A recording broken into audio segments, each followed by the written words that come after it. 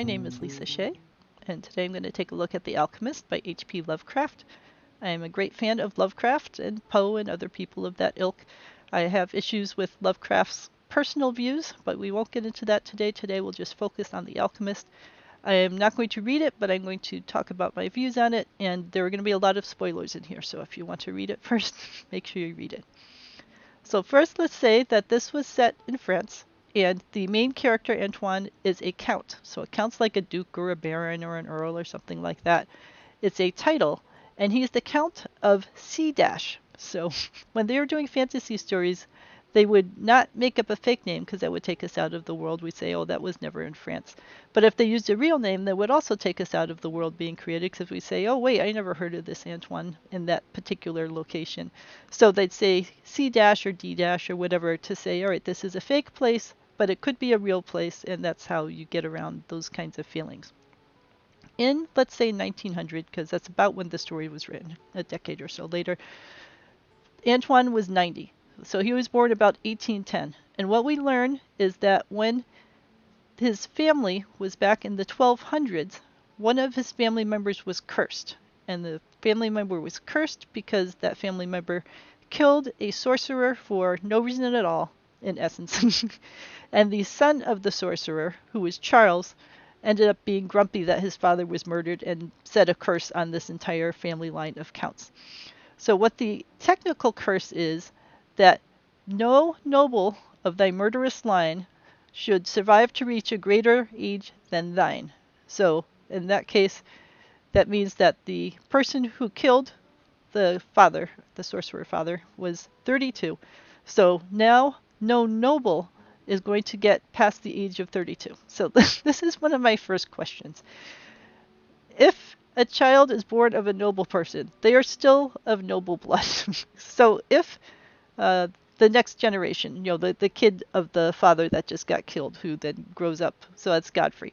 So let's say Godfrey grows up and has 4 kids. He has 2 girls and 2 boys. All of them are noble. Now, one of them is called the Count, because the oldest son, it's always the eldest son in these stories. The oldest son gets to be the Count of this location, because Count goes with a spot, and you can't have multiple counts for the same spot. So we'll just call this place C.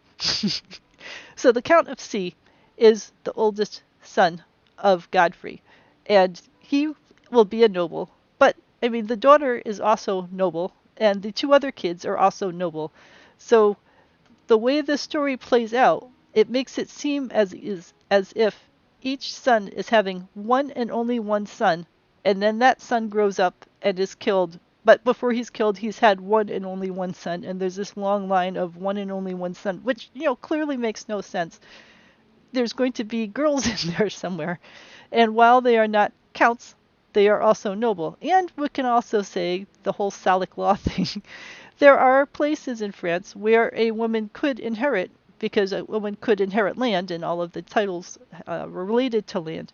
So if they happen to be somewhere where only a girl was born, and the French law allowed it in that area, then a girl could be the countess, because, that's the female version of a count. But all of this just talks about son to son, and not any chance of daughters. So let's say that they're somewhere in France where they're not allowed to have daughters inherit. There's still the chance that they're going to have multiple sons, and if the other son moved away, what if the older son turns 32 and gets killed? The younger son has moved away somewhere because he had to find someone to marry and all that kind of stuff. And then what if he doesn't bother to get back until he's 34 or something, and now he's past the curse age? So there's a lot of questions in here.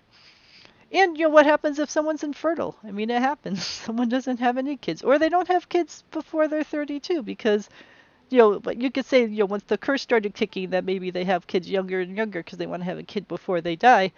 But it took a while before they realized that there was this curse, and a lot of men would have kids later in life. They'd sow their wild oats and so on, and then when they got into their 40s, they'd finally settle down and find themselves a nice 15-year-old girl and marry her and start kicking out kids.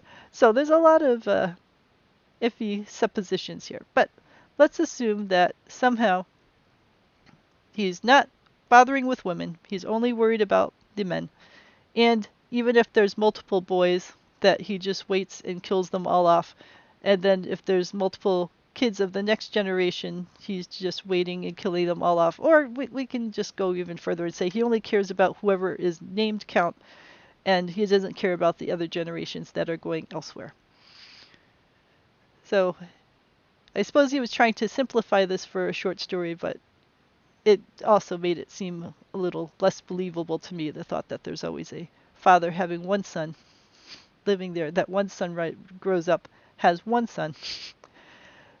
So we're back to the story. The main character realizes that there's this curse and that every one son before him has died, and he's just one son, and that he is now going to have to be killed off somehow when he reaches the appropriate age. So he's keeping track of time. He's wandering around this chateau, and it says that now there's only a week left before he feels like he's going to be killed because the curse is going to come down on him. And he decides that he's going to go into an area of the castle that he's never been before. So this is my next question. Is that he's been the only person in this castle, and at some point Pierre had died, so leaving him all alone in here. How has he not explored every inch of the castle? I mean, it's not gigantic. It's a chateau with 4 towers. And he's been there his entire life with no one else to play with and nothing else to do. I would have to believe that any child would have gone into every nook and cranny looking for who knows what, secret treasures or anything else just to explore it. So it doesn't make sense to me that now he is suddenly discovering whole areas that he had never even seen before. I'd believe it more if you said, there was a cave-in or something, and now suddenly an area that had been blocked before by rubble was now accessible, and that would make more sense to me. But anyway, he decides he's going to go exploring, and he discovers this trapdoor, which he had never seen before. He goes down into this trapdoor, and then while he's down there, he hears a creaking noise, and he realizes that there's a person down there. So it's a man in a medieval tunic, and it's got a skull cap and long flowing beard and so on. Looks like a skeleton. And the person's talking in medieval Latin, and he's been studying this kind of stuff his entire life, reading all these things. So he understands, although, another suspension of disbelief, just because you read words on a page, do you really understand them when they're pronounced to you? But okay, let's say maybe he had some books on how to pronounce Latin, and he figured all of that out nice and smoothly. So now he's being talked to by this person. The person says, the son had killed off the first couple of generations while he was alive. And then he starts talking about elixirs of youth and other kinds of stuff. And you would have to believe, with all of the studying that the main character had done at this point, that he would realize these people are sorcerers, and this is the actual son here that's been killing everybody. But maybe he was just so shocked and horrified that he doesn't really take in the information. So the reader at this point says, we know what's going on. Clearly this is the ancient son that has come back that is just killing off people one after another. But the main character doesn't realize it. And then the Charles, mystic creature, tries to throw some sort of a chemical at him. The main character throws a torch out of self-defense, and the phantom creature ends up getting caught in the fire and burning. So the main character says, what's going on? I think the curse must be free now, which I'm not sure how you can assume that. I mean, even if we assume that this is a 600-year-old sorcerer, which, I mean, he's not making that assumption yet, but let's say that you assume it's not, then he's just part of a team of assassins that's been killing his family for years and years. How do you know there's only one of them and that he's free of all danger now? I would not make that assumption at all. I would assume that there's a couple of them that are carrying this on for whatever reason and not feel so calm about things. But for whatever reason, he now feels completely calm. He lights himself a new torch. He goes in, he finds the laboratory. He finds some gold sparkling. He finds all sorts of other things. He realizes that there's a hole out the backside, so that's how the wraith-like creature got in and out to this room that's deep beneath the castle. And then he realizes that the creature is not quite dead, So the creature can barely talk because he's been so burned by the torch. And then finally he says, "Haven't you figured out my secret? It's me. I've been living all this time to cause revenge because I am Charles, the son of the sorcerer." And this is the grand reveal. Like I said, it doesn't feel much like a grand reveal compared with the other stories that were written in this time frame because it's fairly strongly broadcast. But also, this is like one of the first stories that Lovecraft wrote, so he's playing with the form and he's doing his best, and he probably had a lot of fun writing this. And there's a lot of great descriptions in here. But the characters, we've got this purely evil set of father and son sorcerers, and then you've got this purely, good, we'll say, helpless, tragic character in the young boy that's been raised all by himself, just with a servant to help him out, and just lived his entire life with this curse going on. So let's take a look at, speaking of the two sorcerer characters and how evil they are laid out to be. Now, part of what we have to say is that this sense of evility is all from the main character's files. He's not hearing this from any other villagers or anything else, and it's fair to say that the family that has been cursed for generations probably writes all sorts of evil, nasty things about the people who curse them and isn't writing them very objectively. But with that being said, it talks about how the old sorcerer had burnt his wife alive as a sacrifice to the devil, and that they killed off small peasant children for doing all sorts of things. And the one good thing in all of this is that the youth had for his parent a more than filial affection. What does this mean? He loved his father in a way that went beyond just a son loving his father, but into something even deeper, which feels pretty creepy to me, and that this isn't a redeeming ray of humanity. This is a step too far. So that part was a little iffy. Well, I mean, a lot of this is a little iffy. All right, so instead of going down that rabbit hole, I'll just move on to another issue I have with these, which is something that I hinted at before, this whole focus on every father having one son and then that father now having one son. And all the focus is on the father-son, very strange family relationships. But where are all the mothers coming from? I mean, at some point after the first century or so, this family knows that they're cursed and that every father's going to die early and every son is going to be doomed to die early. And who knows what's happening to the other children that are involved here. But somehow they keep managing to bring in mothers to create these children.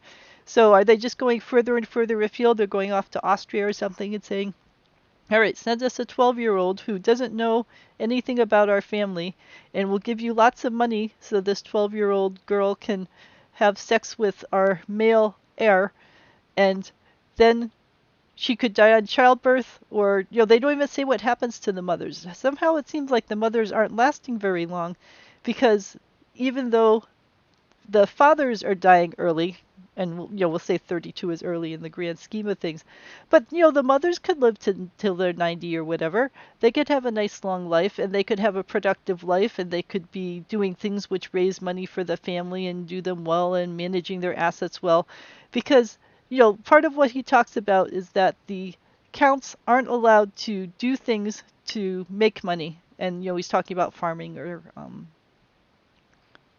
or things like that.